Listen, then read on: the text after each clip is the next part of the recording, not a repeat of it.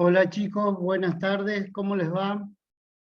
Hola, profe, bien, ¿y vos? Buenas tardes, profe. Hola, buenas tardes, profe. Bien, bueno, por suerte me avisaron que tenía las 14 horas. En realidad el horario habitual que yo puedo darles clase a las 16 horas, así que bueno, excepcionalmente vamos a alargar a las 14 por una cuestión que es el horario que me pusieron. Así que vamos a esperar un poquito que sigan, que se puedan conectar a alguien más para que podamos ver el temita de endocarditis infecciosa. Así que un minutito más y iniciamos, chicos, ¿puede ser? Bueno, profe. Bueno, Bueno, gracias.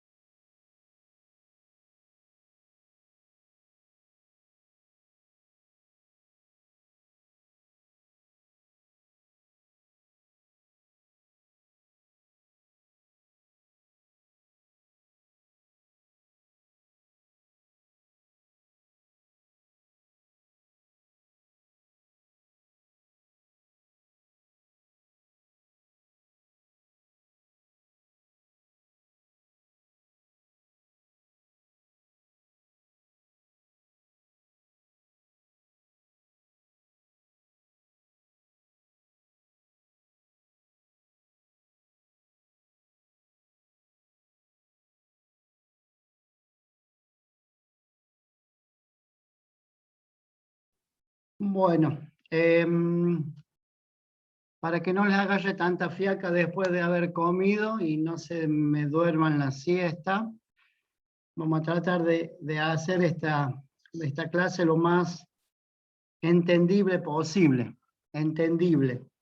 Vamos a intentar, así que yo voy a irle presentando y después cualquier duda, si quieren, después lo charlamos al final de la clase, no sé si les parece. Sí, profe. ¿Sí? Bueno. Chicos, en cuanto a lo que tiene que ver a endocarditis infecciosa, es una patología que la verdad que si ustedes no la sospechan, se les va a complicar para poderla diagnosticar. Decirle poderla diagnosticar, hoy en día tenemos un montón de elementos para diagnosticarla, pero si ustedes no la sospechan no van a poder llegar a un diagnóstico final. Cuando hablamos de endocarditis, principalmente tenemos que tener en cuenta que a veces la englobamos dentro de los famosos síndromes febril prolongado o a veces de la fiebre de origen desconocido. ¿Por qué? Porque buscamos y a veces no encontramos. Bueno, hay que sospecharla. Entonces, si tenemos que definir, denme un segundito que no me pasa. A ver.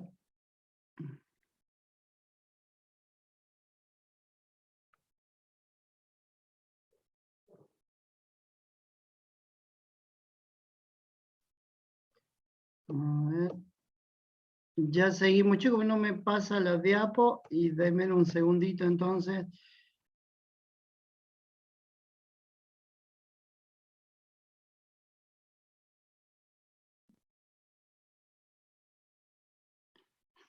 Bueno, como siempre lo hacemos, lo vamos a tratar.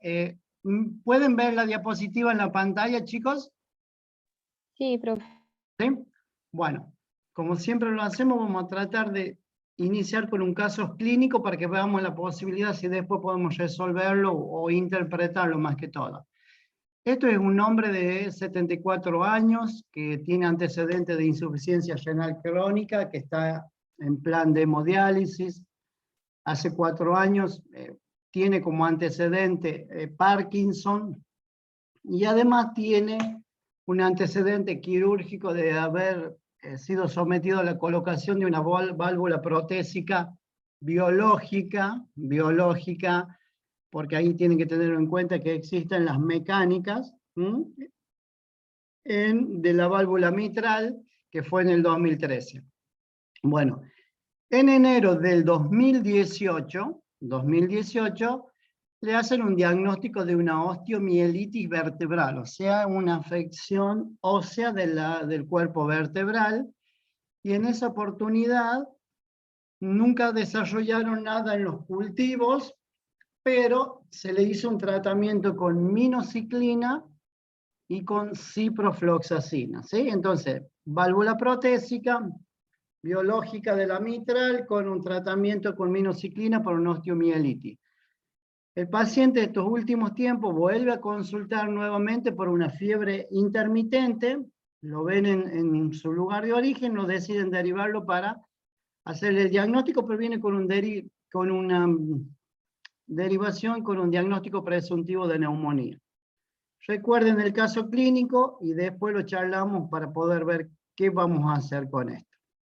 Bueno, como ustedes saben, siempre que tengamos que definir una patología, múltiples definiciones van a encontrar. Yo le traté de buscar la más simple, que es la que dice, es una infección del endocardio, porque cuando hablamos de endocarditis, obviamente, estamos hablando del endocardio, que se alojan preferentemente en la válvula, es otra denominación, y esto se produce sí o sí porque hay una llegada por vía hematógena de microorganismos que nosotros tenemos en el organismo. Entonces, para que ocurra esto, tiene que haber una lesión en el endocardio, ¿sí? Y que tiene que haber bacteriemia, si ustedes quieren hablarlo de un término más común. ¿Cuáles son los gérmenes o los que están implicados en esto? Bueno, son varios, no necesariamente pensamos en bacterias, tenemos que pensar, bueno, las atípicas dentro del grupo de las clamidias, la rickettsia también pueden aparecer, los micoplasmas, y por supuesto, como en toda patología y todo paciente, siempre los hongos andan dando vueltas para poder hacer una lesión endocárdica. Un poquito rápido esto, en nuestro país, por ejemplo, tenemos picos nosotros. En los pacientes que más o menos tienen una edad media de 25 años, la endocarditis suele ser producto de la drogadicción endovenosa. Todos los pacientes que llegan a usar drogas endovenosas, con el advenimiento, con todo de esta patología, el HIV también fue un precursor de esta enfermedad, así que si tenemos 25 años, preguntemos siempre si consume o no consume droga, por supuesto endovenosa. Los que pueden aparecer aproximadamente a los 45 años, ahí ya están la edad donde se empiezan a pensar en los grupos, sobre todo el estreptococo, donde va la cabeza, el viridans, y ahí nosotros empezamos a indagar de lo que es el tema vía aérea alta, mucosa bucal y todo lo demás. Y otro pico que tiene es a los 65 años. Bueno, acá a los 65 años ya empezamos a pensar en enfermedades donde tienen una afección de la válvula, ya los pacientes, y encuentra un germen que está haciendo bacteriemia, encuentra el lugar para poder alojarse en esa cavidad, en esa válvula, por decirlo así. O sea, si ustedes tienen que ver cómo es la relación, y hay 3 a 9 casos cada 100.000 habitantes, el hombre está más expuesto, y por supuesto hay un grupo etario, ya hablamos de los 25, 45 y 65, ahora tenemos un grupo donde ciertos procedimientos hacen que tengan más predisposición. Hoy en día en los países desarrollados, la posibilidad de producir o de tener endocarditis fue aumentando con el crecimiento constante de los procesos invasivos. Todo lo que implica un proceso invasivo para el paciente implica un riesgo extra de producir algún daño y ese daño después producir una endocarditis. Entonces, factores de riesgo, paciente con válvulas protésicas, a la cabeza, por supuesto, llámese válvula mecánica, llámese válvulas biológicas. Dispositivos, ¿cuáles son los dispositivos? Bueno, seguramente deberían haber hablado de los cardiodefibriladores, los pacientes que tienen marcapasos, los pacientes que están en quimioterapia o pacientes que reciben tratamiento en forma crónica con algún agente. A veces nosotros le ponemos unos catéteres subdérmicos que se llaman, que son catéteres implantables y que se los puede sacar, mejor dicho. Ese es otro origen. Las cardiopatías congénitas, no se olviden, la CIA, la CIB, bueno, esas son enfermedades que pueden ser predictoras de una endocarditis, y por supuesto, si el paciente en algún momento tuvo una endocarditis, ¿sí? Este paciente con el correr del tiempo puede lograr de nuevo que se le produzca otra endocarditis, más si es un paciente poliinvadido o que en forma frecuente se interna. Entonces, un poquito para que conozcan bien la fisiopatología de la forma más esquemática. Para que se produzca una endocarditis, principalmente tiene que haber una lesión endotelial, o sea, que el endotelio sufra algún grado de lesión que puede estar producido por factores hemodinámicos, que tienen que ver con el aumento de la turbulencia dentro del vaso, o por factores traumáticos, llámese un elemento que nosotros hagamos un proceso invasivo y podamos traumar o hacer una lesión a nivel del endocardio. ¿Sí? Eso es una condición sine qua non para que se vaya a producir, por supuesto, una endocarditis. Y después hay otros elementos que son los pacientes que pueden llegar a tener lesiones en piel por distintos tipos de etiologías, que por supuesto, ante la posibilidad o ser pacientes que usan drogas endovenosas, hacen el ingreso de ese germen o esas lesiones en piel al organismo, ¿sí? Entonces, ¿cómo ocurre en cada uno de estos elementos? En la columna del lado de la izquierda mía, principalmente cuando tenemos una lesión endotelial, se produce el depósito de inmunocomplejos. Este depósito de inmunocomplejo es una reacción antígeno-anticuerpo que produce el organismo, que van a producir la acumulación de fibrina, pero en este caso estamos ante la presencia de una lesión, pero sin la presencia de gérmenes, ¿sí? Entonces yo tengo un paciente que hicimos lesión endotelial con depósito de inmunocomplejo y fibrina, pero si no está colonizada pasa a ser una endocarditis no bacteriana. Una de las patologías no frecuentes de ver, pero que sí produce endocarditis no bacteriana, es el lupus, que se conoce como la endocarditis de Littmann-Schack, tal vez alguna vez escucharon hablar, pero bueno, es netamente una endocarditis no bacteriana, o sea, tenemos complejo, fibrina, pero no tenemos germen. Y en cambio, en los pacientes que ya tienen una lesión en la piel, obviamente que la presencia hay gérmenes, ya hay bacteriemia, en esta formación de esta nueva verruga o este conjunto de fibrina, esto se produce una adherencia de los gérmenes o de la bacteria y se coloniza. Y si se colonizan, por supuesto, produce lo que se llama la vegetación séptica, ¿sí? La vegetación séptica es la vegetación que tiene gérmenes. En la columna del lado izquierdo, si nosotros no tenemos bacteriemia, el paciente no va a tener endocarditis infecciosa. Puede tener una endocarditis aséptica o una endocarditis bacteriana. Pero si se agregan los gérmenes, se produce la endocarditis séptica. Bueno, una vez que tenemos la endocarditis séptica, por supuesto, el germen o la bacteria o el bicho, por decirlo así, que puede entrar, puede producir distintas complicaciones. ¿Qué es lo que produce? Produce bacteriemia. Si produce bacteriemia, puede llegar a producir todo lo que se llaman los fenómenos vasculíticos, puede hacer a nivel del riñón producir glomerulonefritis, obviamente que esta glomerulonefritis el origen es infeccioso, producen esplenomegalia, ¿por qué? Porque el germen lo tenemos dentro de la sangre, para que ustedes me entiendan, entonces son puntos de impacto donde va a generar un cierto grado de respuesta inflamatoria. Otra posibilidad que se produzca es, por supuesto, es realizar que se produzca una embolia pulmonar.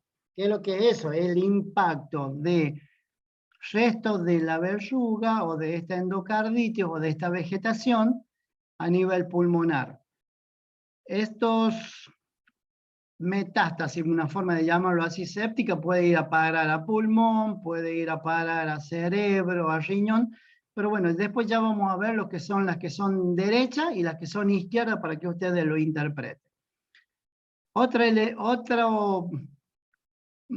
Otra complicación que puede producir esta vegetación séptica, obviamente termina destruyendo la pared de la válvula. Sobre todo produce destrucción de los pilares de las válvulas y las torna insuficientes. Entonces a veces los pacientes consultan por insuficiencia cardíaca y ahí donde genera toda una complicación cardiológica. Y todo lo que estuvimos hablando anteriormente, que es la embolia, el aneurisma, la glomerulonefritis, la esplenomegalia, produce manifestaciones extracardíacas, ¿sí? Así que eso para que ustedes lo tengan en cuenta. ¿Cómo vamos hasta ahí? ¿Vamos bien o ya nos dormimos? Sí, profe, bien. ¿Se durmieron? No, Bueno, no. Todo bien, profe. Es entendible entonces. Recuerden, fisiopatología, lesión endotelial sí o sí. Bacteriemia para que ocurra la colonización de esa vegetación y después vamos viendo los puntos de impacto. Bueno, entonces, la clasificación va a variar dependiendo de múltiples factores. Dependiendo de múltiples factores implica si es de válvula nativa, ¿sí? O si es de válvula protésica. De válvula nativa significa las válvulas que están indemnes, que nunca tuvieron ningún procedimiento. Entonces, eso las podemos dividir en izquierda y derecha, si ustedes quieren, y las que son izquierda, llámese mitral, mitral y aórtica, pueden tener un curso que es en forma aguda, ¿sí? Que son los pacientes que consultan o tienen signos, sintomatología de menos de un mes de evolución, o también puede ser una presentación subaguda, donde el cuadro es mucho más solapado. El cuadro es mucho más solapado, los pacientes vienen con signos, sintomatología aproximadamente de 6 meses de evolución, pero por supuesto viene con un deterioro progresivo. Y después tenemos la crónica, que es, dependiendo del tiempo de evolución, es más de 6 meses de evolución. Entonces, aguda, 1 mes, subaguda, menos de 6 meses, y crónica más de 6 meses. Y la otra punto a tener en cuenta es la válvula protésica izquierda. Ya no estamos hablando de la nativa, estamos hablando de la protésica. Son pacientes que han sido sometidos a una prótesis, colocación de una prótesis valvular. Entonces, y ahí la podemos dividir en dos partes.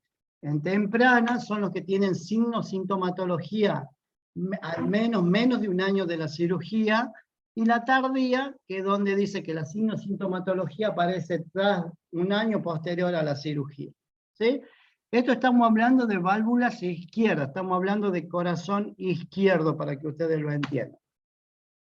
Y obviamente tenemos, como sabemos nosotros, que en el corazón derecho también tenemos válvula, ¿sí? La válvula derecha es la que más se compromete y está asociada a todo lo que tenga que ver en mecanismos implantables, como pueden ser vías centrales, como pueden ser catéter de hemodiálisis, como pueden ser marcapasos, como pueden ser cardiodefibriladores, como pueden ser catéteres de implantación subdérmica para colocar medicación. Bueno, eso recuerden que es corazón derecho, ¿sí? Entonces, según su ubicación, derecha o izquierda, eso no se olviden. Y ahí dentro de las dos primeras, de la nativa, por supuesto, acuérdense del tiempo de evolución. Después, otra forma de clasificarlo es según cómo se adquiere esta endocarditis.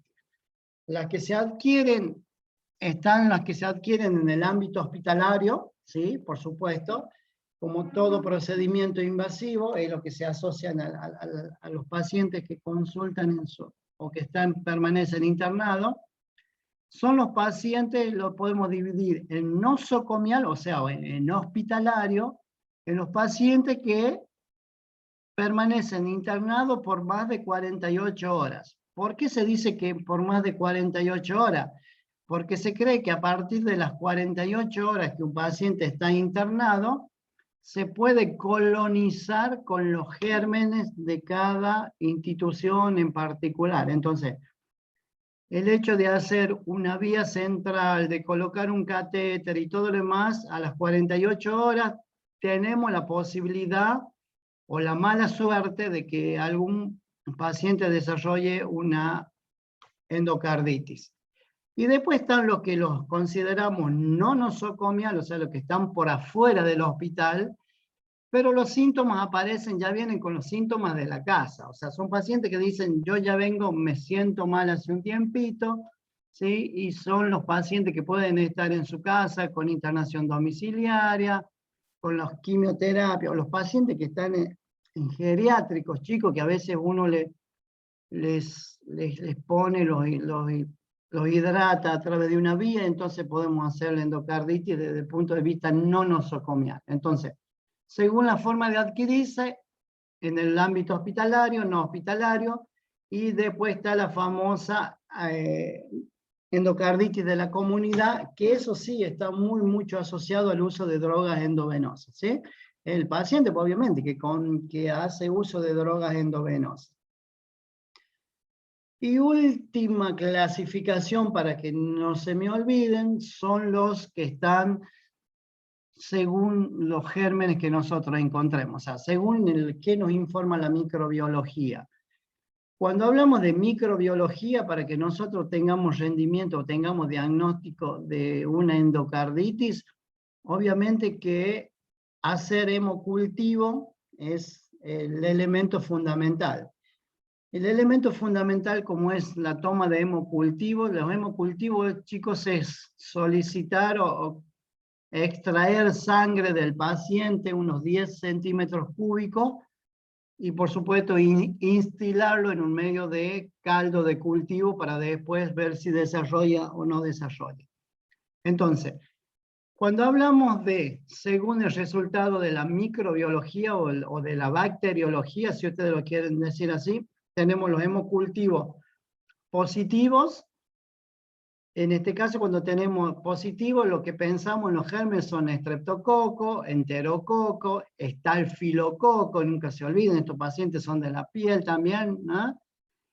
Y acá no va a cambiar mucho si son de válvula nativa, si son de válvula protésica, pero acuérdense que si tenemos hemocultivo positivo, estos pacientes están estrepto, entero, estáfilo, ¿sí? Existe otro grupo que también son los estafilococos, los coagulasa negativa. Muchas veces estos pacientes los podemos encontrar, pero cuando los encontramos a los estafilocoagulasa negativos, la verdad que ya son pacientes que están sépticos, en muy mal estado general, porque son muy agresivos estos gérmenes, sobre todo también el coagulasa negativo y el ludwigsensis. Entonces, hemocultivo positivo y según lo otro, hemocultivo negativo. Bueno, los que tienen hemocultivo negativo no significa que no vayan a tener una endocarditis. Entonces, estos pacientes, los que se caracterizan por hemocultivo negativo, es porque o por ahí recibieron un tratamiento de un antibiótico, ¿sí? Porque fueron a la farmacia, algo muy frecuente de ver acá a nosotros en La Rioja, de que dice, deme algo para la angina, deme algo para el diente, y el farmacéutico saca la cajita, le da, y estos pacientes en realidad estaban haciendo una endocarditis, pero al haber consumido el antibiótico no desarrolla ningún germen. Entonces, cuando nosotros buscamos gérmenes o bacterias, buscamos las más comunes, por supuesto, estrepto, entero, estáfilo, pero existe un grupo muy característico que nos da hemocultivo negativo y que si no lo sospechamos no lo vamos a encontrar, que son los del grupo HASEC. El grupo HASEC es una convención de microorganismos donde tenemos la H de Haemophilus, la A de Actinobacillus, la C de Corynebacterium, la E de Eikenella y la K de kilo de Quinquela, ¿sí? Entonces, este grupo HASEC muchas veces da negativo en los hemocultivos tradicionales y tenemos que avisarle al bacteriólogo que queremos buscar este grupo HASEC. Lo mismo nos pasa con la brucela. La brucela, por supuesto, no se olviden que nosotros acá en La Rioja es una patología bastante importante en nuestro medio, y si nosotros no la sospechamos, los caldos de cultivo son totalmente distintos. Entonces, pedimos un caldo de cultivo distinto para brucela y por supuesto también para hongos. Entonces, si tienen hemocultivo negativo, no descarten que tengan una endocarditis. Piensen en el grupo HASEC y piensen en la brucela, en los hongos, y también se ha visto algunos casos de pensar en la Coxiella y en la Bartonella. ¿Ah? La Coxiella es medio raro, y la Bartonella, no se olviden que es la famosa enfermedad del arañazo de gato, que nosotros cada vez tenemos más gatos en las casas. Entonces, esas son las clasificaciones a grandes rasgos, y después existe la famosa clasificación clínica. Nosotros hablamos de la clasificación bacteriológica, de la ubicación, de dónde se contagia o dónde nos pescamos, pero también está la clasificación clínica, que se basa fundamentalmente en la aparición de los síntomas.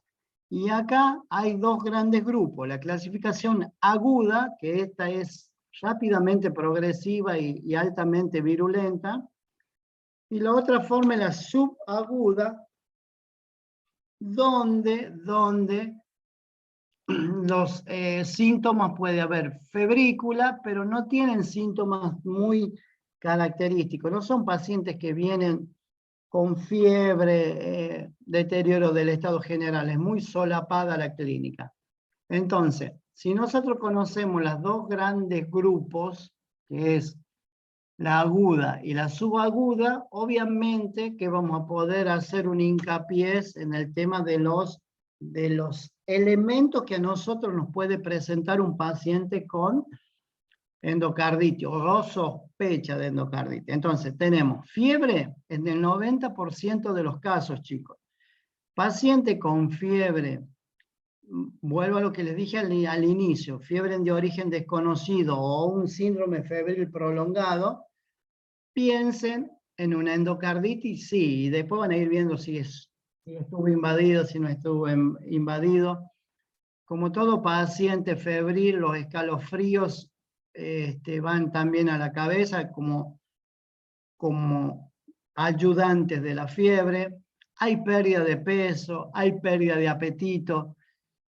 Tenemos mialgia, artralgia, muchas veces de estos pacientes se manifiestan como un síndrome, muchos pacientes dicen, me siento como resfriado, bueno. Entonces, estos 4 elementos que les acabo de hablar, sobre todo, pueden pasar desapercibidos o por lo menos el paciente no consulta mucho. Pero bueno, una de las cosas que lo lleva a la consulta es cuando aparece la disnea. Los pacientes, cuando aparece falta de aire, es como que es una alarma, y en este caso, si tienen disnea, ya pensemos que por ahí el paciente ingresa por un cuadro de insuficiencia cardíaca. A modo de, ya vamos a ver bien las complicaciones. Pueden tener cefalea, obviamente acompañando a la fiebre. ¿Puede haber confusión? ¿Puede haber déficit neurológico? ¿Puede haber coma? Sí, sí, porque no se olviden que estos pacientes tienen un impacto extracardíaco de lo que hablábamos. Puede ir al encéfalo, puede ir al riñón. Entonces, la afectación del encéfalo produce trastorno del estado de conciencia, ¿no? Entonces, eso es clave. Y hay algo muy característico que siempre lo acompaña a la fiebre, es la presencia del soplo cardíaco.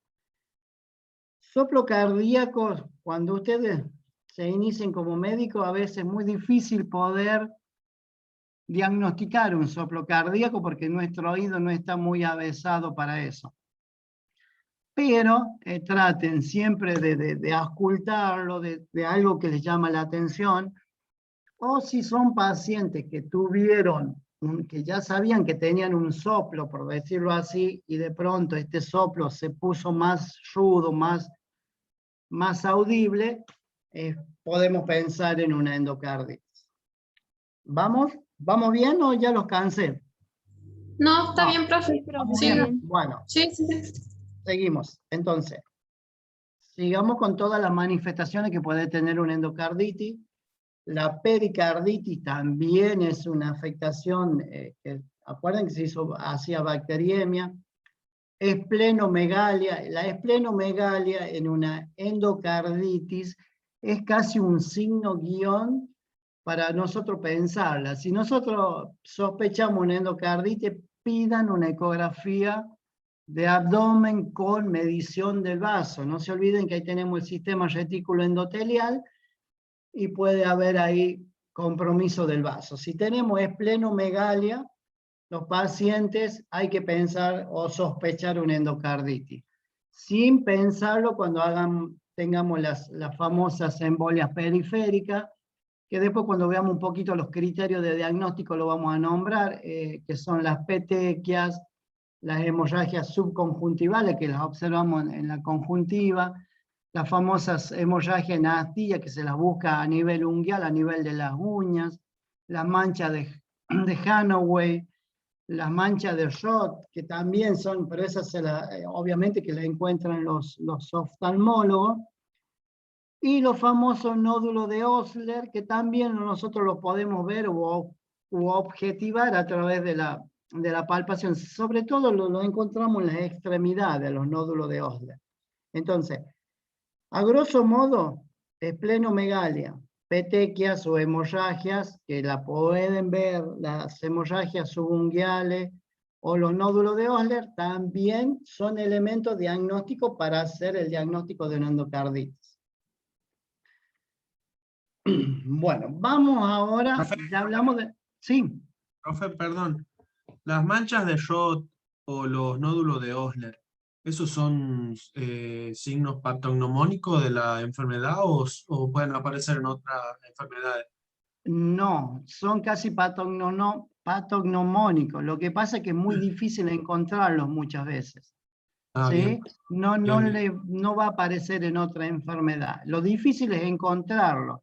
Si lo encuentran, es un elemento muy importante para hacer el diagnóstico. ¿Sí? Perfecto. Gracias. Bueno, entonces, ya pensamos la clínica, ya la clasificamos, ya dijimos cuál es la clínica que puede tener. Ahora pensemos en los elementos o en los estudios complementarios, por supuesto, que a nosotros nos van a ayudar. ¿Hablamos de los hemocultivos? Sí, acabamos de hablarlo porque es una de las clasificaciones que tiene, donde el 90% de los hemocultivos en las endocarditis son positivos, tienen una alta especificidad, y estos pacientes, obviamente que tiene que haber bacteriemia para que nosotros encontremos el germen en la sangre. ¿Hay leucocitosis? Sí, hay leucocitosis. ¿Puede haber leucopenia? También. Acuérdense que estos procesos pueden dar los famosos shock sépticos. Hay anemia. Esto se produce anemia, se produce un freno medular, le llamamos nosotros, donde los pacientes pueden cursar por anemia. Muchas veces son pacientes que consultan únicamente por astenia, adinamia, y de pronto le encontramos una ligera anemia, ¿sí? Y ahí pensemos en endocarditis. Y como toda patología infecciosa o inflamatoria, todo lo que sea fase de reactante aguda van a la cabeza, siempre van a tener alta la PCR y la eritrosedimentación. Bueno, cuando nosotros también pedimos laboratorio, va de la mano pedir orina completa, ¿sí? Orina completa, tratamos de buscar lo que se llama la microhematuria, y además buscamos cilindros, chicos. Buscar cilindros, hematuria, todas esas cosas nos guían y nos hacen pensar que puede haber un compromiso del glomérulo. Si hay un compromiso del glomérulo, algo le pasó a ese glomérulo que está fallando. Entonces, si tiene microhematuria, pueden pensar también en una glomerulonefritis desde el punto de vista endocárdico.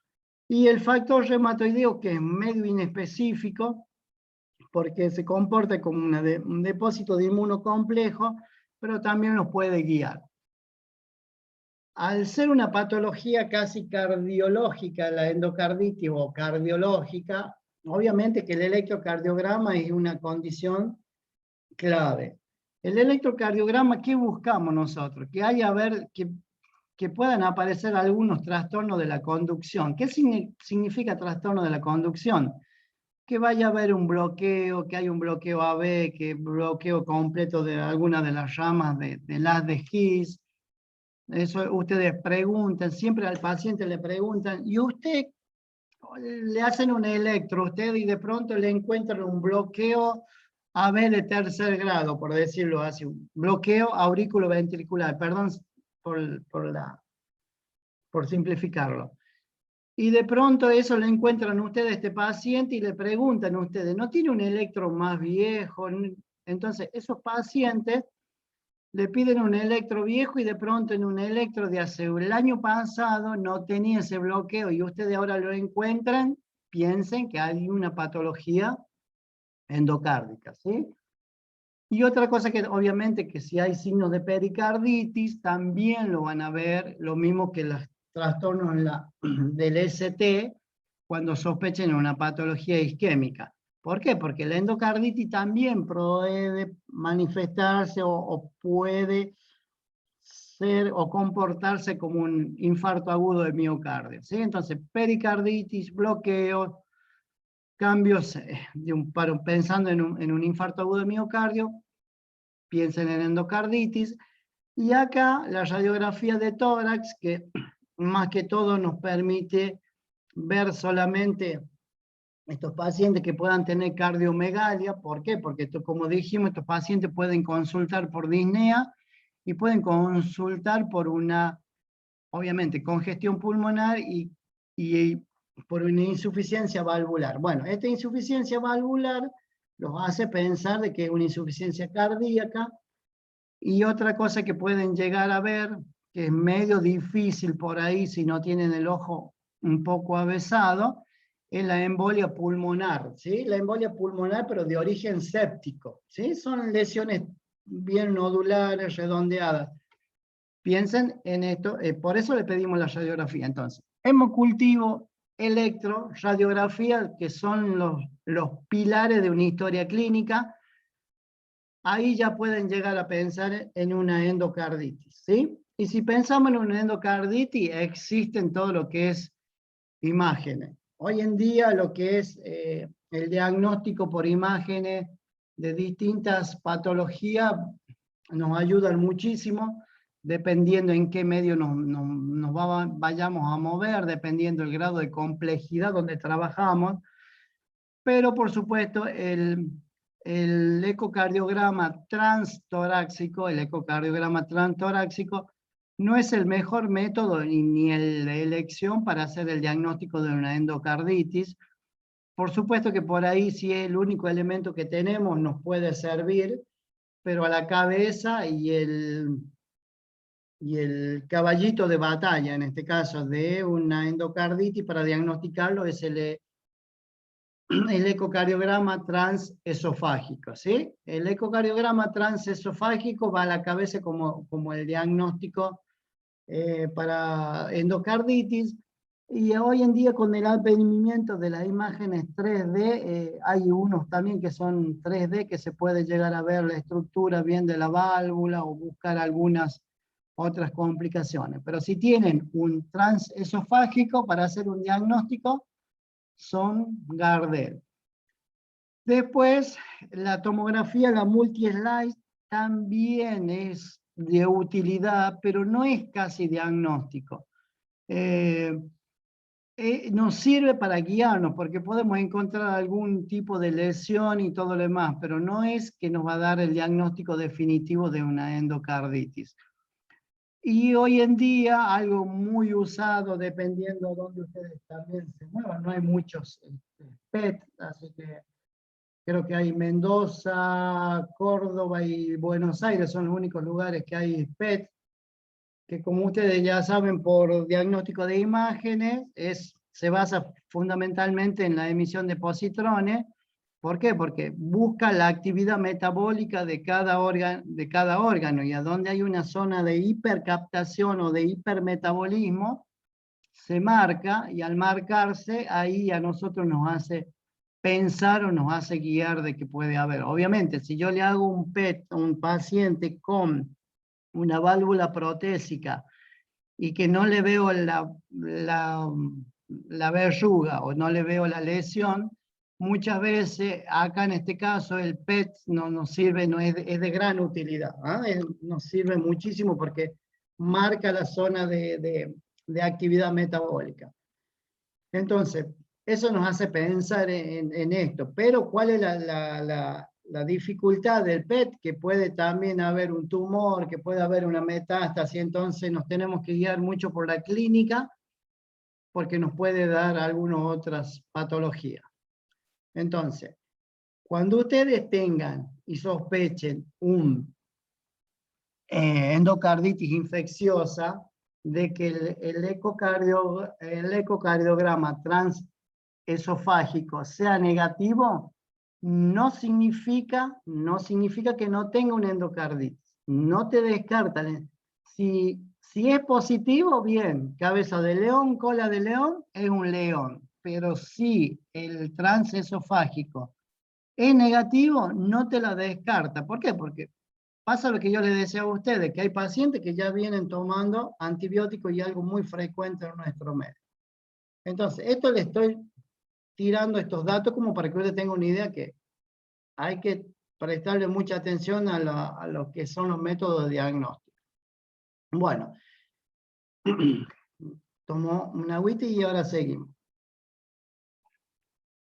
Entonces, tras de esto y tantos problemas para diagnosticar una endocarditis, apareció el famoso Duke, y se puso a hacer unos criterios, y estos criterios se está homologado en criterios mayores y criterios menores para poder hacer un diagnóstico, dentro de los cuales los criterios mayores, por supuesto, va a la cabeza el hemocultivo positivo, es un criterio, más allá del organismo, del microorganismo que nosotros sospechemos.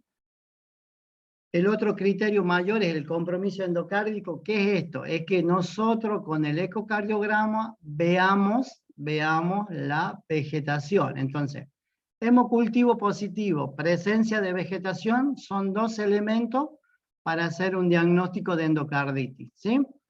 Muchas veces, ¿qué es lo que podemos llegar a ver? Podemos llegar a ver un absceso, que eso va dependiendo mucho del operador, del que te hace el ecocardio, o de pronto veíamos que una ruptura de un pilar de una valva y entonces el paciente empieza a tener, se pone insuficiente la válvula.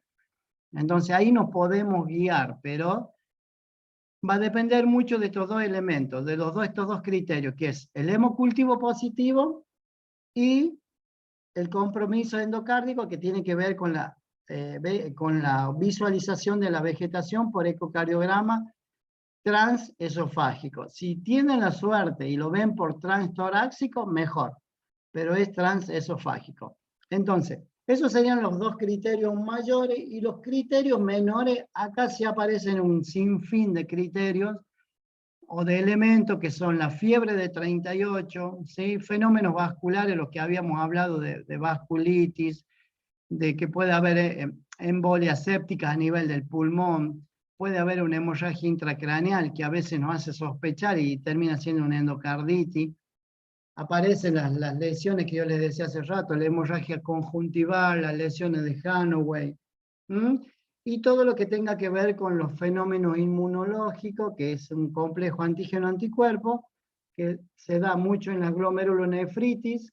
Eso lo van a sospechar ante la presencia de lesión renal, los nódulos de Ohler, la famosa mancha de Roth, y bueno, la lesión de Hanoway en astilla. ¿Cómo hacemos el diagnóstico? El diagnóstico se hace con un criterio mayor y 3 menores, o con 2 mayores y hacemos el diagnóstico, ¿sí? Esto es netamente para que ustedes se guíen, pero nunca se olviden de los criterios mayores y los criterios menores de Duke, que son los que muchas veces se preguntan en un examen. Profe, perdone, ¿cómo era Sí. el diagnóstico? ¿Con cuántos menores y cuántos mayores? Con un mayor, ¿sí? Y 3 menores, o con 2 mayores, o 5 menores. Perfecto. Un mayor y 3 menores, 2 mayores, O 5 menores. listo. Bueno, Gracias, profe. por favor. Entonces, ¿qué hacemos con un paciente que ya sospechamos que tiene clínica de endocarditis, que ya tiene que tiene hemocultivo positivo, todo lo demás? Sí o sí lo tenemos que hospitalizar. Sí o sí se interna. Este paciente, si no lo internamos, se muere en la casa.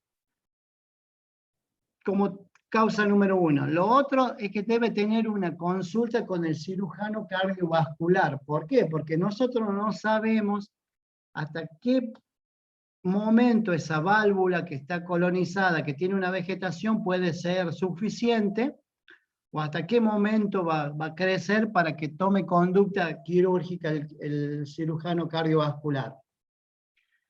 Otra condición importante que deben tener en cuenta, que jamás inicien el antibiótico sin haber tomado una muestra de hemocultivo. Traten en lo posible de tener esta precaución. Muchas veces no se puede, ¿por qué? Porque ya el paciente dice, no, yo ya vengo tomando antibióticos de hace 15 días. Bueno, ahí no, pero en lo posible, traten de tomar el hemocultivo y recién inician el tratamiento antibiótico. Preguntamos mucho y hacemos hincapié si a dónde estuvo internado, si se le puso algún marcapaso, ¿sí? Eso es clave. Tenemos que saber a la hora de elegir un antibiótico, cuál va a ser el antibiótico de mejor elección o el que mejor nos va a resultar. Tiene que tener en cuenta que el tratamiento de una endocarditis va desde las 2 semanas hasta las 6 semanas. Entonces, ahí usted le tiene que decir al paciente, mire, don Pérez, usted se va a quedar mínimo 2 semanas y es muy probable que se quede hasta 6 semanas. Si quiere que andemos bien, si no, ya cambia la conducta. ¿Siempre tenemos que monitorizar el tratamiento? Sí. ¿Por qué lo tenemos que monitorizar? Porque tenemos que monitorizar lo que es parte renal, tenemos que ver cómo viene el conteo de blanco, es una serie de conjunciones de cosas. Tratamiento ambulatorio, y lo decidimos si el paciente está estable o no, es casi, eso se deja en un segundo tiempo. Hay que tener mucho en cuenta el tema de la alergia de los antibióticos, porque ya van a ver ustedes que el uso de algunos beta-lactámicos es de elección, entonces hay pacientes que son alérgicos a los beta-lactámicos y ahí tenemos que buscar una alternativa. Y otra cosa que tenemos que tener en cuenta, si usamos o no usamos la vancomicina. Bueno, como ustedes ya saben, la vancomicina es un antibiótico de amplio espectro para estafilometicilino resistente, que cada vez se la cuestiona más a la hora de usarla, pero se la sigue usando en los tratamientos de la endocarditis, porque tiene algunas cuestiones que penetra poco a nivel celular o tisular. Generalmente su acción de bactericida es lenta, por eso nosotros siempre lo usamos con alguna otra combinación. Casi nunca la usamos sola en el caso de una endocarditis. Estamos hablando de endocarditis. No penetra la película del biofilm que a veces generan los gérmenes. El biofilm es como si fuese una coraza o los famosos film donde nosotros tapamos los alimentos. Se generan en algunos microorganismos, entonces es un mecanismo de resistencia que tienen algunos microorganismos. No interfiere para generar toxinas, o sea, si hay un germen que genera toxinas, poco tiene influencia en esa parte. Y por supuesto, y otra cosa que se cree que la concentración en las vegetaciones no es tan buena, entonces hay que ir viendo, hay que ir controlando la función renal y todo lo demás. A pesar de todas estas limitaciones que tiene la vancomicina, es un antibiótico que se sigue usando y se sigue usando bastante más de lo que uno quisiera. Entonces, ya hicimos el diagnóstico, ya hicimos las consideraciones que lo tenemos que internar, ahora lo tenemos que tratar. Tratarlo es una cuestión bastante simple, por si uno lo quiere llamar así, porque no tenemos muchas opciones de tratamiento, pero bueno, acá va a la cabeza la penicilina G. La penicilina G, recuerden que la penicilina G es la sódica, ¿no? No es la benzatínica, que les quede bien en claro.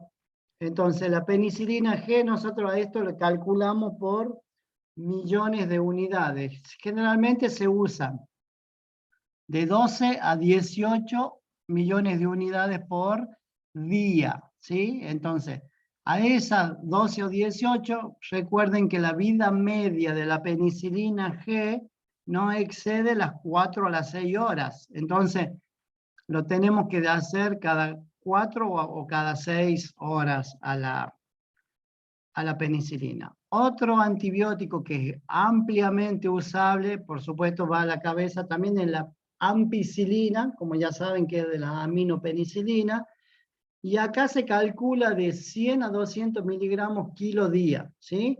Y el término de tratamiento es 4 semanas como mínimo. Lo que sí usamos bastante es la ceftriaxona, ¿sí? La ceftriaxona es un antibiótico para endocarditis bastante usable, siempre y cuando pensemos que es un estreptococo, ¿no? Siempre y cuando que pensemos que sea un estreptococo. Casualmente uno tiene que tener precaución a la hora de usar porque hacen fácilmente resistencia, entonces tratamos de usar lo menos que se pueda. Otro esquema que podrían llegar a usar es ceftriaxona más gentamicina. Con la gentamicina, como ustedes ya me imagino que saben, es un aminoglucósido. Entonces, estos pacientes siempre tenemos que tener en cuenta la nefrotoxicidad y la ototoxicidad de este esquema. Ese es otro esquema que podemos usar. Y la vancomicina también la podemos llegar a usar en el caso que sospechemos un estreptococo. Si tenemos el aislamiento del germen, listo. Tenemos aislamiento, tenemos antibiograma y lo hacemos según la concentración inhibitoria mínima de cada antibiótico. Así que eso ya se soluciona. Y como cuarto y casi nunca se usa es ceftriaxona y después se lo puede pasar a amoxicilina vía oral, pero siempre recuerden que el tratamiento es frecuentemente endovenoso. Si pensamos en el otro grupo de los beta hemolíticos de los estreptococos, fíjense en que no cambia casi el tratamiento. Se puede usar penicilina más gentamicina y más ceftriaxona. Recuerden que todo proceso que se vaya originario a veces en la boca, tenemos que cubrir la mayor cantidad de gérmenes. Por eso uno de los esquemas que más usamos o que más se puede llegar a emplear es penicilina, gentamicina y ceftriaxona, ¿sí? Es medio tedioso el tratamiento, pero tengan en cuenta algunos puntos puntuales. Fíjense en que no salimos de la penicilina, no salimos de la gentamicina y no salimos de la ceftriaxona. Y ahora si tenemos que es, y sospechamos que es un neumococo, si es un neumococo, eso no se olviden que podemos llegar a usar vancomicina, acá podemos usar ceftriaxona tranquilamente, pero si tenemos un antibiograma y de pronto es un neumococo resistente a la penicilina, como figura acá en la diapo, nunca se olviden de los carbapenémicos. ¿Ah? Los carbapenémicos son de elección para el tratamiento de la endocarditis en pacientes con resistencia a resistente a la penicilina. ¿Vamos muy rápido ahí? Sí. No, está bien, ¿No? profe. Vamos. No hay problema. Vamos a lo otro. Bueno, ya hablamos del estreptococo. Listo, no olvidemos del estrepto. Vamos al famoso estafilococo. El famoso estafilococo, recuerden que es un germen de la piel y que donde lo podemos encontrar tiene dos variantes, uno que es meticilino sensible y otro que se llama meticilino resistente. Entonces, va a depender mucho el tratamiento si es un meticilino sensible, sí, o un resistente, sí. Entonces, si tenemos un meticilino sensible, no se olviden que el mejor método, mejor tratamiento son las céfalos de primera, ¿sí? Acá aparece otra medicación que es la daptomicina. Nosotros no tenemos acá daptomicina, así que directamente la combinamos con gentamicina, o sea que podemos usar el esquema cefalotina, gentamicina o cefasolina, gentamicina. Esto siempre hablando del estáfilo METI-S. Pero si hablamos del estáfilo METI-R, ya cambia, porque acá ya tenemos que echarle mano a la vancomicina, ¿sí? La vancomicina, como hablamos recién, es de elección para los estáfilos METI-R. Y generalmente lo podemos combinar con la daptomicina si tenemos la posibilidad. Los pacientes que producen endocarditis por estáfilo METI-R generalmente son graves, ¿sí? Los pacientes estos les podemos hacer una dosis de carga y después le hacemos una dosis de mantenimiento, le hacemos una infusión continua, o sea, le hacemos en forma permanente con una bomba de infusión que se llama. Y hay otra cosa a considerar que por ahí muchas veces podemos considerar asociar la rifampicina. La rifampicina, chicos, también es un antibiótico que por excelencia cubre los estáfilos. ¿Cuál es la contraindicación? Es sus reacciones adversas o nefrotoxicidad. Entonces, muchas veces, si no andamos bien, no tenemos daptomicina y todo lo demás, un esquema que podemos llegar a usar es vancomicina, gentamicina, rifampicina. Pero tengan en cuenta que la vancomicina y la gentamicina, los dos son nefrotóxicos. Al ser nefrotóxicos los dos, por supuesto, tenemos que tener un controlcito de la función renal. Entonces, ya hablamos del estrepto, ya hablamos del estáfilo, hablemos de los gram negativos, que son los otros grupitos. Dentro de los otros grupitos, la pseudomonas y la Klebsiella van a la cabeza de las afecciones valvulares, ¿sí? Y como todos ustedes saben y ya lo leyeron en micro y ahora que están con fármacos, están de 10, las pseudomonas y la Klebsiella.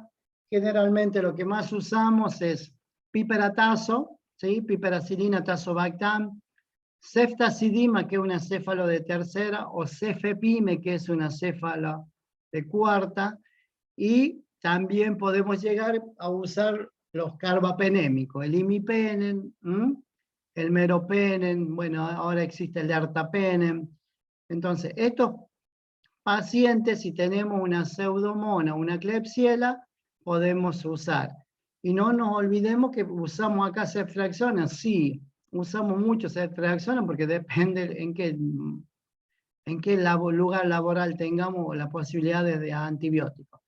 Pero acá no usamos sola la ceftriaxona, siempre la usamos asociada a un aminoglucósido. El aminoglucósido por excelencia por ahí sigue siendo la gentamicina. Y por último, que es el famoso grupo HASEC, que uy, me volví, perdón.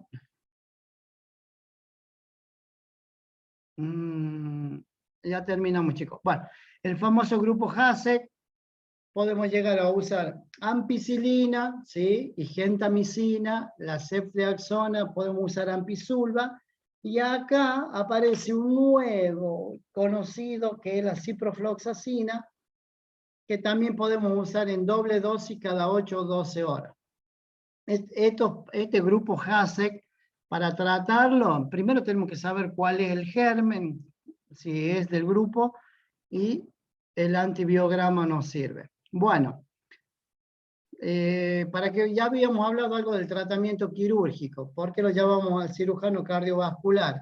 El cirujano cardiovascular viene cuando el paciente entra por una insuficiencia cardíaca y no tiene respuesta al tratamiento. ¿Qué es lo que pasa? Significa que su válvula es insuficiente y nosotros le pusimos diuréticos, le pusimos vasodilatadores y no responde, es criterio quirúrgico. Cuando tienen una insuficiencia aórtica mitral aguda por ecografía. ¿Qué significa esto? Que son los pacientes que de pronto venían bien, hacen un episodio de disnea, y le hacen un ecocardiograma y de pronto encuentran toda una insuficiencia aórtica o mitral. Estos pacientes van a cirugía, sí, porque se mueren, ¿sí? ¿Cuándo hacemos tratamiento quirúrgico? Cuando la infección no bajan los índices, no bajan los leucocitos, no baja la eritro, los pacientes permanecen febriles, y a pesar de que llevan 7 o 10 días de antibióticos, siguen con hemocultivos positivos, esos pacientes van a conducta quirúrgica. ¿Por qué? Porque muchas veces se producen abscesos valvulares y la única forma de que mejoren es tomar una conducta más agresiva, de ver y limpiar ese absceso valvular. Otra conducta quirúrgica son los aneurismas, que es muy poco frecuente de ver, se dan más en cerebro, en las vegetaciones crecientes. ¿Qué significa vegetaciones crecientes? Que yo le hice una ecografía y tenía una vegetación de 5 milímetros, y le repito a la semana y tengo una de 10, bueno, por encima de 10 milímetros o 1 centímetro de diámetro, la vegetación es quirúrgica. ¿Por qué? Porque esa vegetación, al ser móvil, produce embolias sépticas. Si estamos ante la sospecha de una endocarditis por hongo, de una que va a un tratamiento quirúrgico. ¿Por qué? Porque el hongo, perdón por el término, pero se la come literalmente a la válvula. El hongo en los pacientes que hacen endocarditis por hongo, al cabo de unos días producen toda una lesión dan una insuficiencia valvular.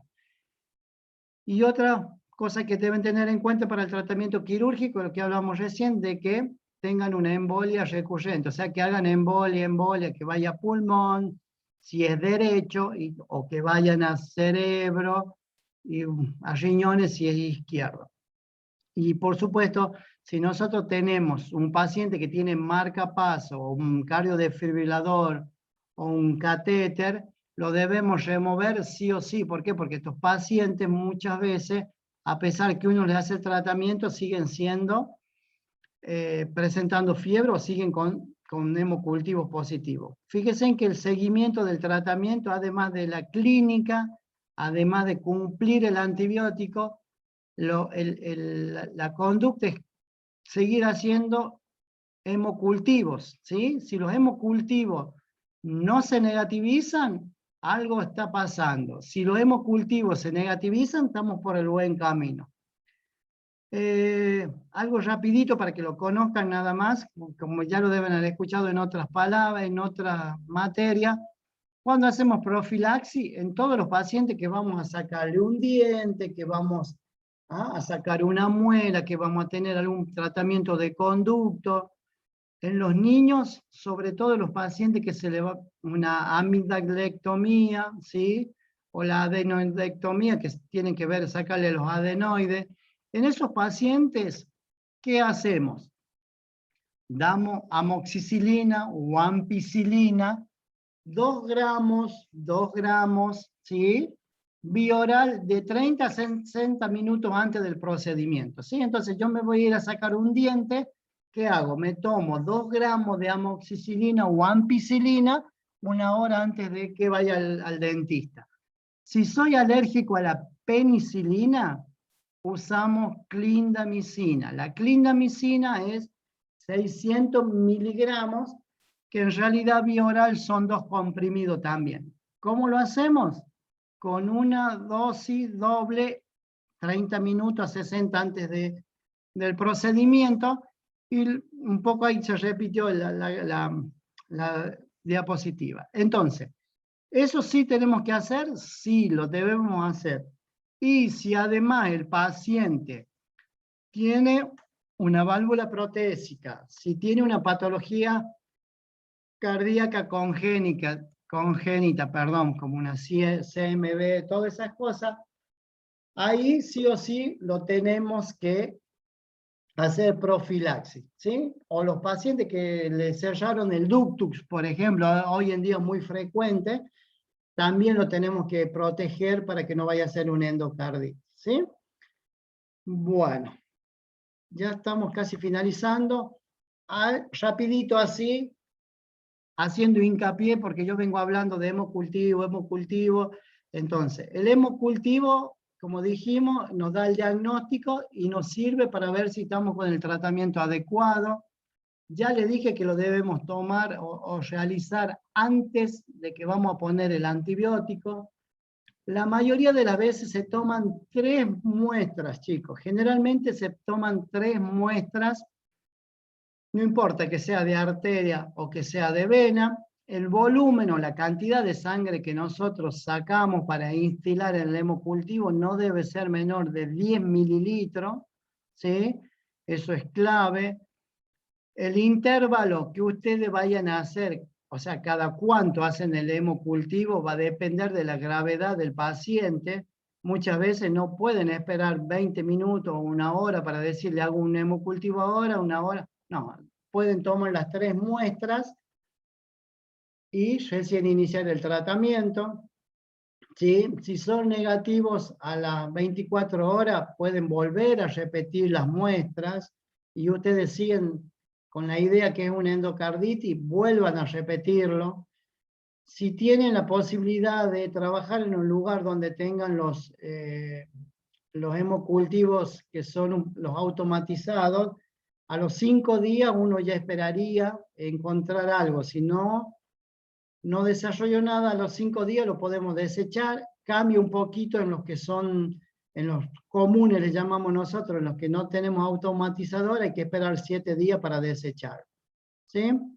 Entonces, si en 48 horas, si el paciente sospechamos que es una endocarditis y nosotros creemos que puede desarrollar algo, lo dejemos un poquito más incubando, porque pueden aparecer hongos y pueden también aparecer los del grupo HASEC en los primeros 5 a 7 días. Entonces, eso en cuanto al esto a modo general, que ustedes como premisa que lo deben tener. Y acá les vuelvo a repetir el otro método de diagnóstico, la ecocardiografía. Sigo insistiendo que el ecocardiograma, el transesofágico, es el categórico, ¿sí? ¿Nos sirve para ver la vegetación? Sí, nos sirve para ver. Si es mayor a 10 milímetros o 1 centímetro de diámetro, es altamente potencial que estén produciendo embolias. Pueden producir, nos sirve para ver abscesos, nos sirve para ver rupturas del pilar de la válvula, nos sirve para ver si se rompió, dónde está fijada la prótesis valvular. Uy, perdón. Así que, y por supuesto, como les dije, que la endocarditis micótica destruye la válvula en poco tiempo. Eso en cuanto a la ecocardiografía. Último y termino, la indicación de la cirugía, como les decía yo, es la insuficiencia cardíaca, es una complicación donde la conducta es quirúrgica. Cuando la infección, otra complicación que existe cuando la infección no la controlamos y los hemocultivos siguen positivos, ¿sí? Es otra complicación, entonces tenemos que rever el esquema terapéutico, volver a replantearse el paciente. Otra complicación son los abscesos, los aneurismas, las fístulas, ¿sí? Otra complicación que eso es casi siempre lo van a ver, embolias, en un 20 al 50% de estos pacientes pueden tener embolia, y si hacemos bien el tratamiento, por ahí cae al 20% después que empezamos el antibiótico. Pero recuerden que si la endocarditis es corazón izquierdo, los vasos, los lugares más fácil de impactar son cerebro y vaso, y si la endocarditis es derecha o corazón derecho, obviamente que por la circulación va a impactar en pulmón, ¿sí? Si va a impactar en cerebro, se pueden llegar a confundir con un ACV isquémico, con un AIT, con meningitis, pero piensen en endocarditis, ¿sí? Y otra cosa que ustedes también deben pensar, que yo ya les dije, que la glomerulonefritis, cuando hay una afectación renal, que también puede impactar el germen, produce mal pronóstico. Bueno, ahí me perdí. Perdón.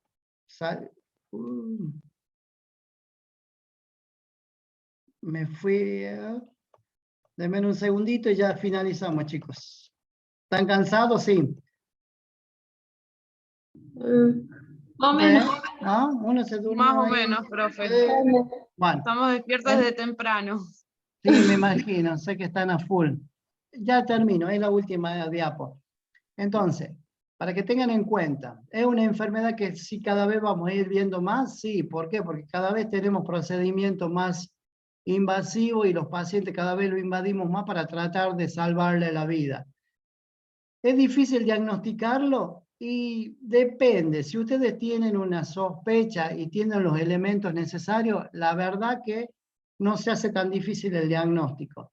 Tienen que tener en cuenta que tienen que tener un manejo de muchas personas, muchos colegas. Sí, tiene que estar el cardiocirujano, tiene que estar el infectólogo. ¿Por qué? Porque tenemos que saber usar qué antibiótico es el de mejor penetrancia, que mejor le va a ir, y elegir el mejor diagnóstico si en caso que tengamos que hacer algún tratamiento quirúrgico.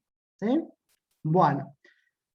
Seré muy tedioso, pero bueno, creo que algo se entendió. No quiero... Bueno, a grosso modo, entonces, si yo les dije, les di esta diapositiva al principio, ¿sí? Quiero que me cuenten y finalizamos. El paciente, ¿qué riesgo tiene de tener una endocarditis?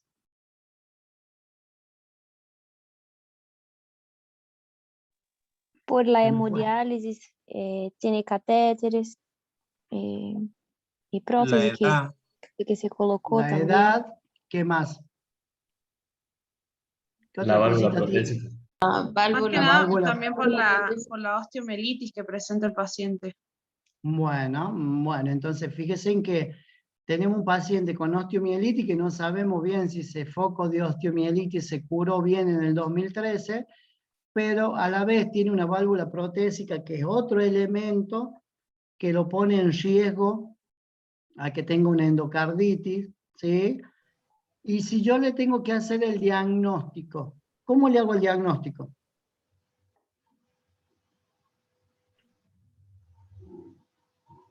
¿Se hace hemocultivo, profe? Muy bien, ya hacemos cultivo, es lo que venimos hablando, ¿sí? Y es posible que el paciente tenga un hemocultivo negativo. Sí. Sí, Por el Sí, uso de puede los tener. antibióticos. muy bien, es posible por el uso de los antibióticos. Bueno, estamos, en términos generales, yo quería que tengan esta interpretación. Este paciente, no tengo las imágenes, pero bueno, se le terminó haciendo un PET scan para poder diagnosticar, tenía un absceso en la válvula protésica, ¿sí? ¿Y cuál era el origen? El germen terminó siendo un estafilococo meticilino resistente, que el origen era su osteomielitis vertebral, ¿sí? Entonces, todo paciente con poliinvadido, con todas estas cosas, la posibilidad de que tengan una osteomielitis, perdón, una endocarditis es alta. ¿Sí? Bueno, niños, ¿se entendió algo o preguntas o no sé?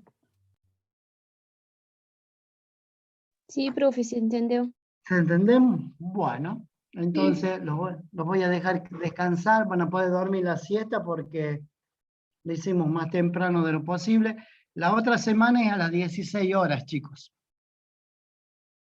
Bueno, profe. Bueno, los dejo. Que tengan Muchas gracias, profe. Bueno, profe, buen muchas fin de gracias. semana. Hasta luego, profe. Hasta luego.